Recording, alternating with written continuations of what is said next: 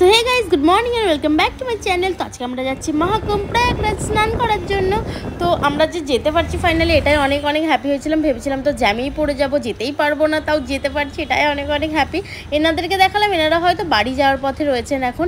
আর এই বাসগুলো আমরা ফার্স্টে ভাবলাম হয়তো এই বাসগুলো প্রোভাইড করেছিল, বাট শুনলাম আমরা যে অনেক বাস প্রোভাইড করেছে, বাট এগুলোই নাকি এগুলো এখানকার লোকাল বাস, সেটা আমরা একদমই শিওর না। তারপর দেখো এখানে কিন্তু দুটো রাস্তা আছে, ওই দিক দিয়ে একটা আর আমরা যে দিক দিয়ে যাচ্ছি সেই দিক দিয়ে একটা। এনারা এত আগে কেন নেমেছে আমি বুঝতে পারলাম না। এখান থেকে হাঁটা শুরু করেছে, মানে এনাদের কত দূর যে হাঁটতে হবে। আর এখানকার আর একটা জিনিস তোমাদের বলে রাখি, দেখো কত কত পুলিশ ক্যাম্প। পুলিশগুলো মানে সমস্ত দিক থেকে সবাইকে হেল্প করছে, কেউ যেন কোনো রকম ভুল পথে না যায় সেই জন্য সবাই হেল্প করছে। তারপর দেখো এখানে সবার বাস রয়েছে, আমাদের বাসও এখানটাতেই আছে। তো এখান থেকে সবাই নিজের নিজের জিনিসপত্র নিল, এবার যাবে মহাকুম্ভে স্নান করার উদ্দেশ্যে। তো সবাই সব কিছু ঠিকঠাক করে নেওয়ার পর দেখো আমরা এবার হাঁটতে শুরু করেছি। এত জোরে জোরে হাঁটছে সবাই, সবার পায়ের ধুলো একবারে উঠতে লেগেছে আকাশের কাছে। তো এরকমই একটা ব্যাপার হয়ে গেছিলো এখানে। তো সবাই দেখো তাও জোরে জোরে জোরে জোরে হাঁটছে। তো সবাই বললো কি বেশি দূর নয়, বেশি দূর নয়, কিন্তু সামনে গিয়ে আমরা জানতে পারি অনেকটা দূর। তারপর এখান থেকে ঠিক করা হলো একটা গাড়ি করবে, তো এখান থেকে একটা গাড়ি করা হলো, বাট গাড়িটা কিন্তু পুরো রাস্তা অব্দি যাবে না, ওখানে 2-3 কিলোমিটার গিয়ে থেমে যাবে গাড়িটা। তার মাঝে এখানে এক জায়গাতে পুলিশ দাঁড় করালো গাড়িটাকে এবং সবাইকে জিজ্ঞেস করলো যে কত টাকা করে ভাড়া নিচ্ছে, যাতে কেউ বেশি ভাড়া না নিতে পারে। মানে এত সুন্দর পুলিশ প্রোটেকশন, মানে সব কিছুতেই ওদের নজর আছে। এটা দেখে খুব ভালো লাগছে। আমাদের এখানকার পুলিশ আর ওখানকার পুলিশ সত্যি আকাশ পাতাল তফাৎ। সত্যি কথা বলতে পুলিশগুলো এতটাই হেল্পফুল যে কোনো প্রবলেমে পড়ো না কেন তুমি, তোমাদেরকে হেল্প করতে তারা সব সময় মানে এগিয়ে আসছে নিজে থেকেই। এটা না যে তুমি গিয়ে বলবে, আমাদের এখানে যেটা দেখা যায় আর কি, সেরকম একদমই নয়। তো জায়গাটা খুবই ভালো লেগেছে। আর মানে সমস্ত রকম ব্যবস্থা এখানে আছে, টয়লেট, পটি, মানে কোনো কিছুর কমতি নেই, যে কোনো কিছুতেই মানে কোনো কিছুতে প্রবলেম হবে না এক কথায়। তো দেখো আমরা হাঁটতে শুরু করেছি গাড়ি থেকে নেমে। তারপর এখানে না সবাই বলছে যে 2 কিলোমিটার, 1 কিলোমিটার, 5 কিলোমিটার, 10 কিলোমিটার।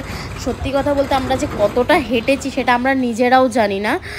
তো মানে আমাদের পাগুলোকে হয়তো জিজ্ঞেস করলে বলতে পারবে যে কতটা হাঁটলি ভাই তোরা, এরকম একটা ব্যাপার।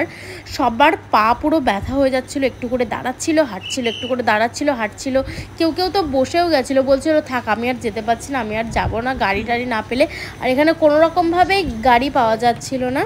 তো দেখো এই জায়গাগুলোকে দেখছো, এই জায়গাগুলোতে না ওই বড় বড় যারা মহারাজ আর কি, ওনারা সভা রেখেছিলেন হয়তো, কিন্তু আমরা সেগুলো কোনো কিছুই দেখতে পাইনি, কারণ আমরা সিজনের মধ্যে বলতে যে ডেটগুলো ছিল সেই ডেটে যাইনি। আমরা এখানে পৌঁছেছিলাম হয়তো 20-21 তারিখে।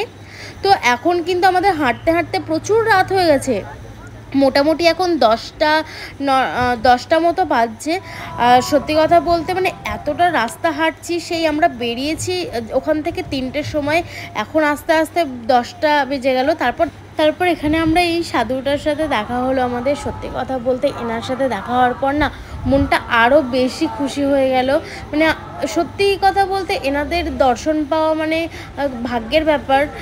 তো আমি জানি যারা যারা যোগের টাইমে এসেছিলো তারা অনেকজনই তাদের দেখা পেয়েছে, অনেকজনের দেখা পেয়েছে। আমরা তো ভেবেছিলাম দেখা পাবোই না, তবুও যে পেয়েছি মহাদেবের কৃপায়, এটাই অনেক সবাই মানে অনেক খুশি হয়ে গেছিলো ওনাকে দেখার পর। তারপর দেখো আমরা আবার হাঁটতে শুরু করলাম। এখানে কিন্তু এত ভিড় দেখছো, তোমরা ভেবো না যে আমরা পৌঁছে গেছি, বাট আমরা ভেবেছিলাম যে আমরা হয়তো পৌঁছে গেছি বলে এত ভিড়, কিন্তু না, অনেক দিক থেকে রাস্তা আছে। তো এখানে এসে সবাই জড়ো হয়ে গেছিলো, অনেক জায়গাকার মানুষ, সেই জন্য মনে হচ্ছিলো যে ভিড় মানে এখানে চলে এসেছি আমরা, বাট না।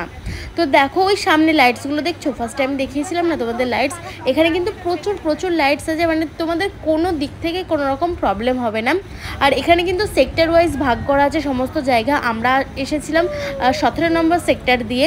তো দেখো কথা বলতে বলতে ফাইনালি আমরা পৌঁছে গেছি সঙ্গম। এটা কিন্তু সঙ্গমটা না, সঙ্গমের সাইডে এটা, কারণ সঙ্গমটা বন্ধ ছিল সেই টাইমে।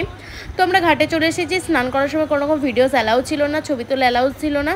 তারপর আমি এখানে ভিডিও করলাম একটু পতাকাটা নিয়ে। তারপর আমরা যাচ্ছি সেই বাসের কাছে।